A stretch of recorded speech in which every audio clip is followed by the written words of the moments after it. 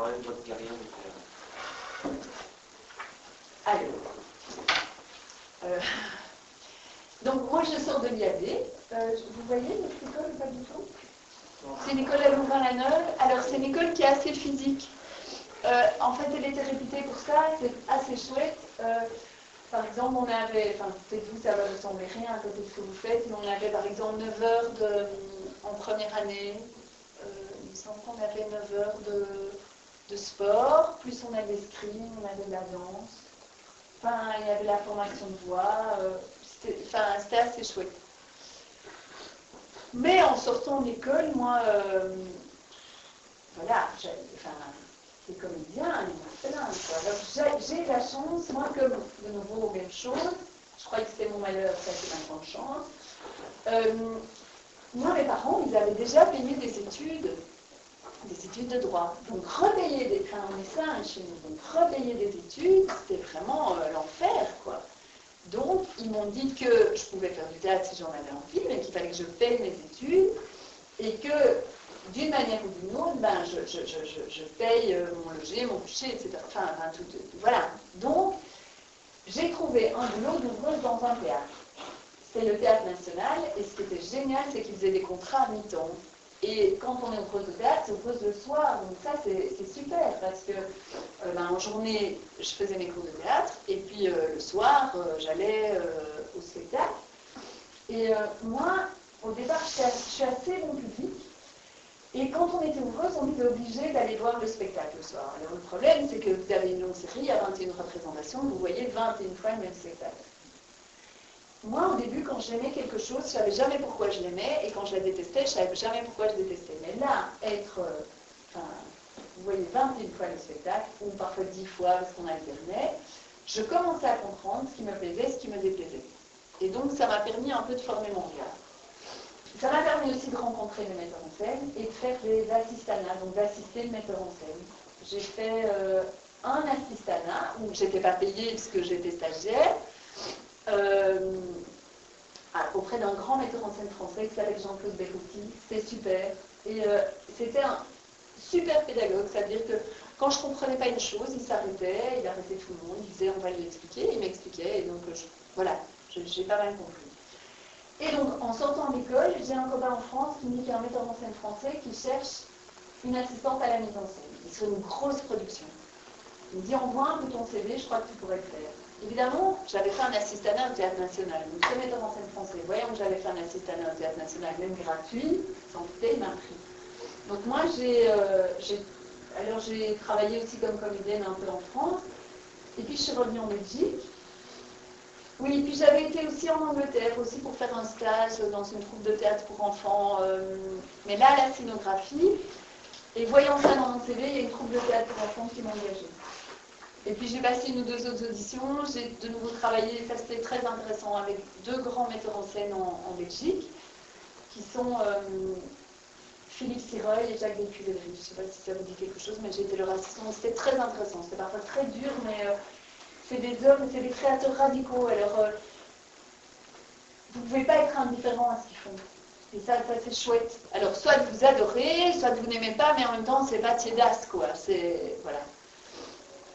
Et puis, j'ai travaillé donc sur un gros projet avec Jacques Delpuy-Legris. Et là, ça a été terrible parce que c'est une mise en scène à Liège de l'école des femmes de Molière. Il y avait 14 comédiens, il y avait plein de problèmes de budget. Puis, entre les deux, le comédien principal est décédé, il a fallu organiser le remplacement. Pour moi, ça a été éprouvant en tant qu'assistante.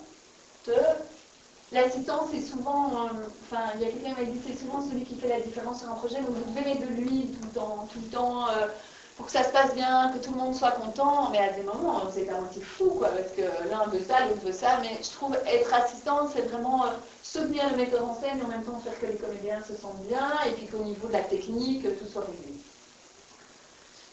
Et donc, j'en ai eu assez.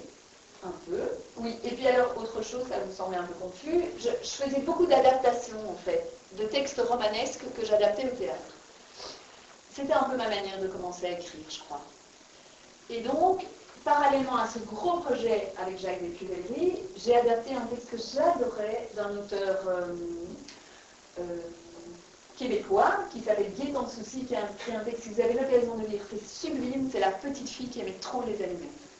Et donc j'avais envoyé une lettre à cet homme en disant est-ce que je pourrais adapter votre texte. Il m'avait répondu oui, venez au Québec, essayez de trouver une bourse, on va travailler ensemble sur ce texte, ça va être formidable et tout ça.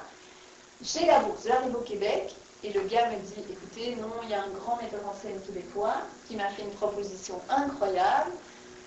Je vais être créé à Paris, etc. Mais il a dit toutes vos autres collaborations doivent s'arrêter, donc dommage, mais vous aurez. Mais je ne travaille plus avec vous. Donc moi j'étais 3 semaines au Québec, à rien foutre en fait, alors que j'avais travaillé sur mon adaptation, etc. J'étais vraiment déçue, quoi.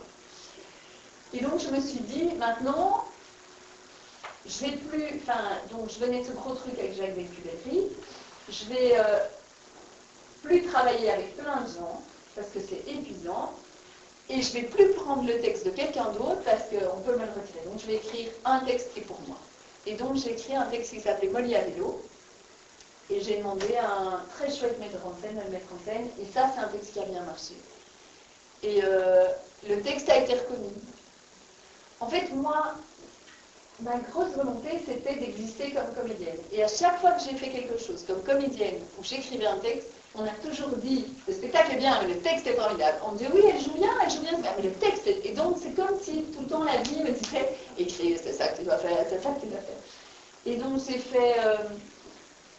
j'ai écrit encore quelques textes, et j'ai joué, et chaque fois, voilà, je ne dis pas que ça a pris l'ampleur, mais les théâtres m'ont fait de plus en plus confiance. Et donc voilà. Et là, je suis en train, cet après-midi, parce qu'on a une première, le 27, d'un texte qui s'appelle Paix nationale. Là, ça c'est extraordinaire parce que j'ai reçu une commande du Théâtre Le Public. C'est un théâtre à Bruxelles, mais qui administre une salle à Charleroi. Ils m'ont dit, voilà, on aimerait que tu écrives un texte sur la Belgique, à 2 personnages, et il y en a un des 2, ce sera toi qui le joueras. Donc ça, c'est la super commande, évidemment. C'est gay, parce que non seulement j'écris, je joue dedans, et j'ai eu le choix de l'équipe, donc ça, c'est formidable. Mais on est dans les dernières éditions, et nous, c'est un... Mais voilà, et donc ça c'est gay, on va jouer, alors ils sont complètement fous, le Théâtre Le Public, donc on joue une semaine, du 27 mars au 31, et puis on a une relâche du 10 jours, et puis on joue du 13 avril au 30 juin. Donc c'est deux... Non, à Bruxelles. La première semaine, c'est à Charleroi. Il n'y a pas de scolaire, non? C'est tout en soirée? Non, c'est en soirée. Peut-être que l'année prochaine, il y aura des choses, parce que c'est... Est-ce que ça serait chouette que vous allez voir... Et donc ça parle de la Belgique. Mais alors je joue avec un comédien magnifique, mais j'ai encore du boulot hier, je me suis fait un peu ramasser par mon metteur en scène. Je crois que j'avais bien fait, j'étais très contente en fait, tout était un peu à côté. C'est la côté comme ça, on doit travailler. Ils sont en train de travailler une pièce de théâtre et ils s'en rendent compte, hein. Il y a du boulot, hein. C'est la pièce de Régis Julien. Oui, la nuit. C'est vraiment un chouette auteur. Donc, je crois qu'ils vont se dire qu'ils vont mettre les bouchées doubles, j'espère. Hein. Parce que même quand on a fait 8 ans d'études, le droit et l'IAD, on s'est encore tapé sur les doigts. Oui, on s'est pas gueulé. Donc, il ne faut pas croire que ça va venir tout seul.